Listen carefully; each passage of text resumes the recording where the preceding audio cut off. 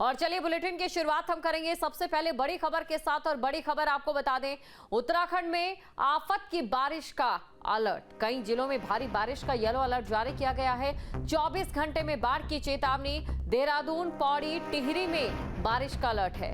रुद्रप्रयाग, नैनीताल और बागेश्वर में भी बादल बरस सकते हैं। ये बड़ी खबर आपको हम बता रहे हैं। कई जिलों में भारी बारिश का येलो अलर्ट जारी कर दिया गया है। देहरादून की बात करें, पौड़ी की बात करें, टिहरी की अगर बात करें तो यहां पर बारिश का अलर्ट है।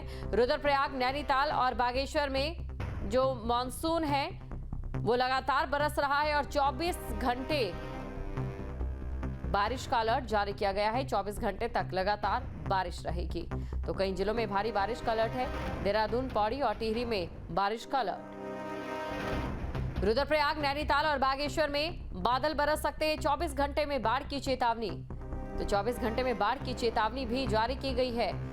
बड़ी खबर आपको बता रहे हैं, बाढ़ की चेतावनी जारी की गई है, यानी कि जो व्यवस्थाएं हैं और जो प्रबंध हैं और साथ ही एहतियात अब आपको बरतने होंगे और प्रशासन को तैयारी भी करनी होगी।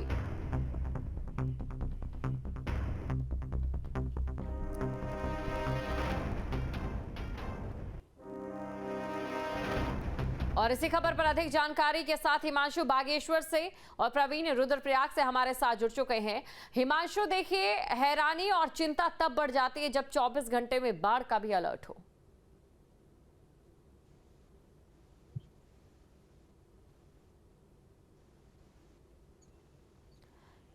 हिमांशु, आपको आवाज मिल पा रही है?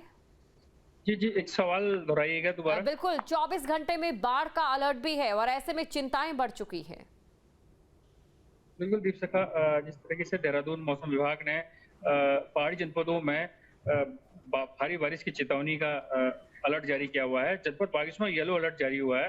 तो उसको देखते हुए जनपद बागेश्वर का आपदा प्रबंधन विभाग एवं जो टीमें हैं एसडीआरएफ, एनडीआरएफ की, वो अपने तैनाती स्थल पर तैनात हैं। और बात करें जिला मुख्यालय की, तो इस समय यहाँ धूप छांव का खेल खिला हुआ है। तस्वीरों में देखा जा सकता है कि यहाँ बादलों का डेरा जमा हुआ है। तो और फिलहाल जिला मुख्यालय में मौसम अभी खुला हुआ है, लेकिन दोपहर बाद शायद मौसम बिगड़ सकता है। तो ऐसे में यह संभावना जताई जा रही है कि देर रात मौसम जनपद के विभिन्न हिस्सों में खराब हो सकता है। इसको लेकर यहाँ अलर्ट भी जारी हुआ है और पुख्ता इंतजाम यहाँ किए गए हैं। आपदा प्रबंधन की टीमें, तहसीलों की टीमें एवं जवान, जो जल पुलिस के जवान है, वो तैनात हैं। और जिला मुख्यालय में सरयू नदी गोमती नदी का संगम है, तो नदियों के किनारे लोगों को जाने की मनाही है। और जो खास तौर पे जो मछुआरे होते हैं, जो खुला हुआ है, लेकिन दोपहर बाद शायद मौसम बिगड़ सकता है।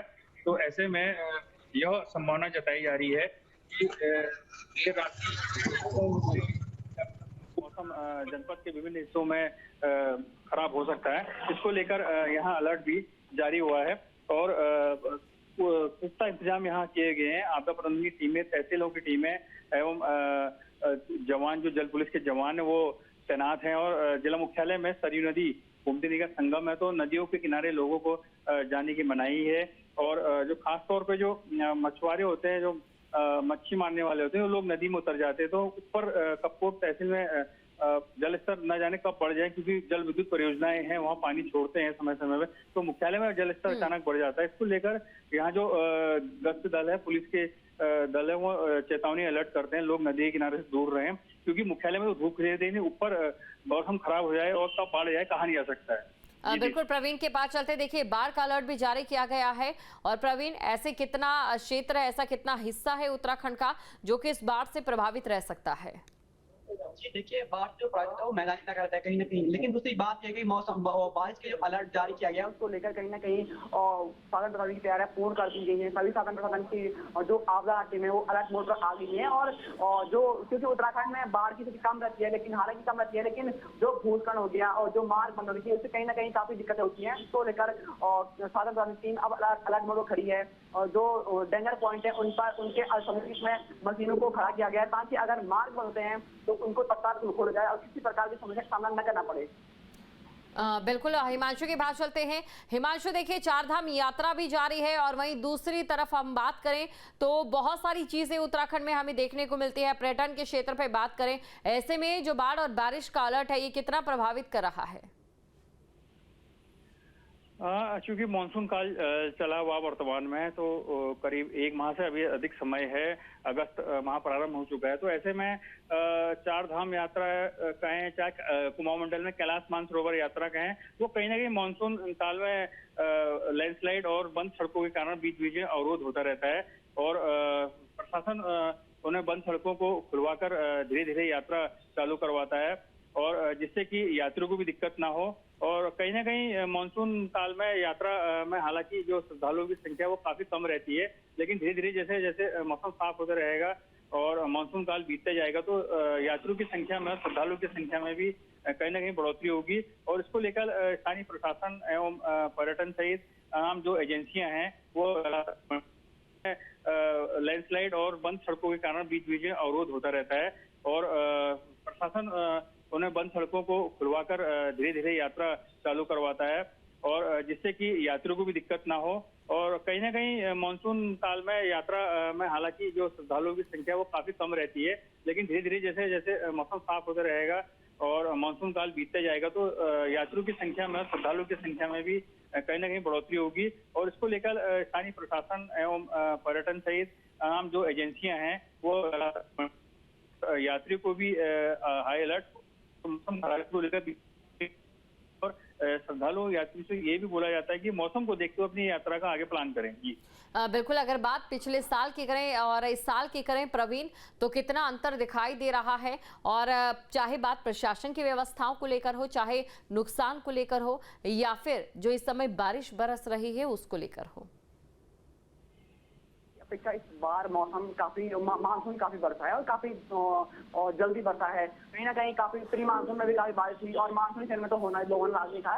उसको लेकर कहीं ना कहीं नुकसान तो बहुत हुआ है, नुकसान हुए हैं, लेकिन जो पिछले साल की अपेक्षा इस साल पसंद क्या तेज थी, तो इसमें कहीं ना कहीं जो राहत कार्य है वो जल्द से जल्द हुए, उसमें जिससे कहीं ना कहीं दिक्कतें कम हुई।